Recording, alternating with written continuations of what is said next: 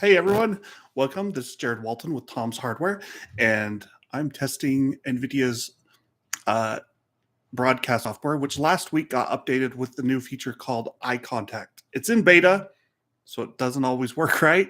Um, gosh, let me see. I need to fix my camera and see if I can make it. It's not focusing right at me, I feel. So let me see if I can get that. Ooh, that's a little too close. Okay, there. Oh, you know what it is? Auto framing is on. What? This is so confusing. Too many things going on.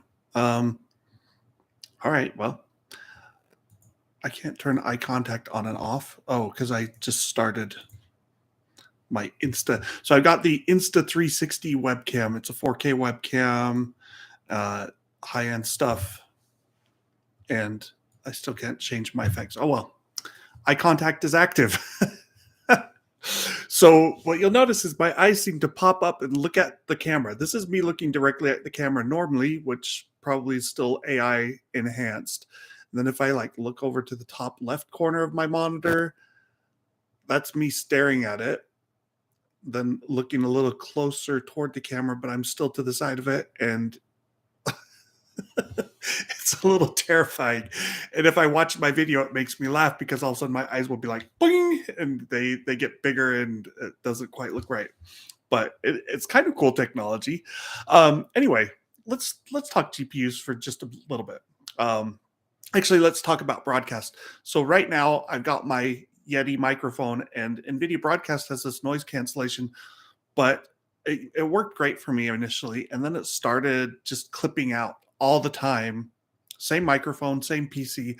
I don't know if something changed on my software or just reinstalling drivers regularly, or if there's some other application causing interference. But the net result is that NVIDIA Broadcast with this PC and this mic isn't working well for me. And so I'm not using it, but I'm trying the eye contact and not looking at the camera a lot of this time, but I look at the camera. So this is like me looking at my face, which is 10 inches down from the camera. Anyway, broadcast, cool technology, requires an RTX GPU. I'm always curious about how much processing power it really needs, because it will run on an RTX 3050 or 2060, even the laptop versions. It will also run on an RTX 4090. Is it better on a 4090? I don't think so. I think there's the minimum level of processing number crunching that has to happen is within the range of what the RTX 2060 can do, but I'm not totally positive on that. I haven't tried to differentiate between things over time. This is an RTX 3090 Ti that I'm currently running.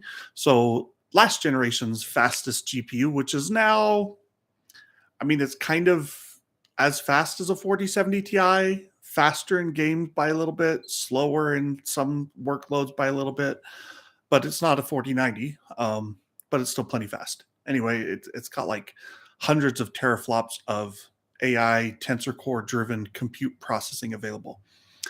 Anyway, let's talk about the GPU market briefly, and then I'll end this video. I was really hoping I could toggle the eye contact on and off, but apparently because I'm streaming this way, it doesn't like doing that. Anyway, the market right now, it's been a crazy 3 months. I got a ton of GPUs that I had to review. There were 5 new GPUs launched. So you had the 4090, then the 4080, then of course you had the AMD RX 7900 XTX and the XT. We also had Meltdown Gate, where the adapters for the 4090 were melting, and apparently the answer was people aren't plugging them in correctly. I was a little skeptical, but at the same time, I'm like, if they sold 50,000 4090s as an example, and 50 of them had meltdowns because they weren't plugged in correctly, like 1 in 1,000 people doing that at launch because they just didn't think about it, it wouldn't surprise me. AMD then had their own problems. They had 7900 XTX reference cards where the vapor chambers apparently didn't get enough liquid inside, and so they didn't function properly. I checked my 7900 XTX, and it does seem to work okay, so that's good news. Let's see what else. And then last but not least, we had the RTX 4070 Ti launch. And that's got a lot of hate from a lot of people. This was, of course, was the same GPU that was in the canceled 4080 12 gigabyte. Same specs and everything. The price dropped $100. People are still upset. And I totally get why, because the 3070 Ti was a $600 card, and I didn't even really love that card. I mean, at $600, I was like, it's a little overpriced, but we were in the midst of the cryptocurrency crap, and so we had shortages of every GPU. The 3070 was selling for $1,000 or $1,100, $1,200. So the 3070 Ti with an official MSRP of $600, like, what could you do back in 2021, 2022? Uh, we're now in 2023, and cryptocurrency is no longer viable for GPU mining. Like, I think there's a few cards that might be able to generate pennies per day while consuming $1 or at least 75 cents in power, depending on your power costs as well. You know, I think I pay about 10 cents per kilowatt hour. If you live in a place that's paying like 40 cents per kilowatt hour, GPU mining is definitely not a thing you'd want to do. And so the 4070 Ti launching with effectively, it's $200 more expensive than the 3070 Ti it replaces. And that's not good. People are upset. It's faster than the 3070 Ti by, I think, about 40%, maybe even more. But it's also, 30% more expensive than a 3070 Ti. So paying more, getting more, it's not the end of the world, but people would have really liked this to have been a $600 card, not an $800 card. And so we're left wondering, like, what's going to happen with the eventual 4070, 4060 Ti, 4060, 4050 Ti, 4050? I mean, like, there's a bunch of cards that NVIDIA can still do. At what point will they reach acceptable price levels? And how much are you willing to pay for features like NVIDIA Eye Contact? At times it works well, and at other times it doesn't. Like, I'm basically looking straight forward, and my eyes keep going back and forth. I laugh, like I can't do anything else. I'm literally staring at the center of my screen, at my nose, well, between my eyes. And when you see my eyes keep shifting back and forth, it's because my face has moved in such a way that Nvidia Broadcast's eye contact is getting confused. I blink my eyes, whatever, and I'm older, got the little droopy things going on with the eyes. They're not like wide open anymore. Anyway, that's one of the features you pay extra for when you get an NVIDIA card. It's probably not the most important. NVIDIA Broadcast in general, AMD's got their noise suppression now.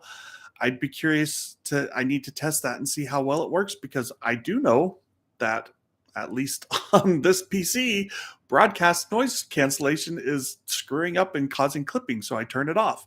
And then, other things you pay for, DLSS. I like DLSS too. It's nice to have it. It gives you a potential performance boost. DLSS 3 is far more difficult to pin down. Like, do you like it or not? And the reality is, it's generating visual frames without input frames, and they can look good. Sometimes they can have glitches and errors. If your base frame rate is 60 and frame generation doubles that to 120 or 100, the smoothness, the feel of the game is still pretty good, but it's not the same as playing a game that runs natively at 120 frames per second. There, your input response time is going to be cut in half relative to 60 frames per second, or maybe not half, but it will be lower, because at 60 frames per second, the screen updates every 16.7 milliseconds. And at 120 frames per second, it's every 8.3 milliseconds. So you've cut that portion of the latency equation in half. And, NVIDIA has their reflex technology that I actually do like as well, that works to trim down latency, your total system latency. And that tends to work pretty well. So you get games where you can get latencies down to the 20 to 30 millisecond range. And you're like, wow, that's really impressive. DLSS 3 requires NVIDIA Reflex, because then it takes that and it, you know, what do you want? It uses that to pay the piper. And so you generate a frame. Well, you render a frame, you render the next frame, show this frame on the screen, interpolate a frame here with frame generation and show that. And then while you're generating the next, rendering the next frame, it's working to show this frame and generate another frame. And so there's at least one frame of latency added relative to the frame generated rate. And it usually ends up being higher. So, you get a game like A Plague Tale Requiem that supports DLSS3. It might have latency of, say, 30 milliseconds using reflex, but not using DLSS3. And if you turn on DLSS3's frame generation, the latency can increase to 50 milliseconds. So it's not a clear win. Anyway, so you pay extra for that. My feeling, if we're talking about like, what does frame generation actually get you? It can look smooth. Like if you're watching someone stream a frame generated game, it looks smoother because all those, every other frame is getting filled in. So if you were only running at like 45 frames per second and frame generation gets the video sequence up to 60 frames per second, that's kind of cool. But is it the same as 60 plus frames per second? No, it's not. It feels more like the base frame rate, which at 40 frames per second is probably good enough for most casual players. For esports pros, no, it's not going to feel like 80 frames per second, and it's certainly not going to feel like 160 frames per second. And you get kind of like this diminishing returns too, but it also overcomes some CPU bottlenecks. So my feeling is it's more like a 10 to 20% boost is what you feel, but when Nvidia markets it, they like to show the 50% to 80% improvements in performance that it can give you in virtual frame rates. And it's clever marketing that's not actually entirely truthful. Anyway, that's it for this lovely video. I talked a lot about Nvidia's other stuff and pricing. I wish pricing would come down. It's going to be up to the market. If these cards stop selling at the prices that they are being sold at, then prices will drop. AMD's actually, their 7900 XT is sometimes available below MSRP now because people are like, yeah, it's not that exciting. The 4070 Ti is sometimes available at MSRP because people are like, $800 is a lot. So I hope on one level that these cards stop selling well and that the prices can come down. I was hoping we'd have 3080 levels of performance for about $500 by now. I mean, it's over 2 years since the 3080 launched at $700. The 4070 Ti is maybe 20% faster on average. In ray tracing, it's like 30% faster on average. So, 30% faster after 2 years, but the price goes up 15%. That's not really progress the way we would like to see it. And the chip got a lot smaller. It went from the GA102 down to the AD104, and so it's like from a 600 millimeter square die on Samsung's 8N process down to a 300 millimeter square, or actually it's a little less than 300. It's like 292 or something millimeter square die on TSMC and 4M nanometer NVIDIA. So the price of the silicon did increase, but it didn't increase that much. And so, I was really hoping we would see something like a 4060 that offered 3080 performance, but sold at a, 3060 price. And we're not there yet. And I'm worried that we might not get there given the way that prices have been going up. I mean, what's next? If the 4070 Ti is $800, the 4070 at $700, 4060 Ti at $600, 4060 at $500, that seems to be what Nvidia wants to do, and I don't like that trend. And I don't think the market likes that trend. So with inflation and everything else, we'll see if that trends down. All right. Thanks for viewing, you guys. No comments here. Not very many viewers, but I'm going to embed this video in Tom's Hardware. I will say, I have rarely looked at the camera this entire video. So if you see my eyes doing the googly eye staring at the camera, this is me actually looking straight at the camera. But the eye contact is probably changing it still. But that's normal. Everything else, I've basically been looking at myself in the center of my screen. Is eye contact good? It's terrifying at times. It makes me laugh when I pay too much attention to myself and see my eyes swivel back and forth from like this, from looking at the screen to looking at the camera. I don't know if they're trying to make it look more natural by also oscillating between staring at the camera or not. Um, and then, you know, you've also got the other factors to consider, like does it actually make sense to stare at the camera the whole time? So maybe they intentionally don't have you looking at the camera. They change it.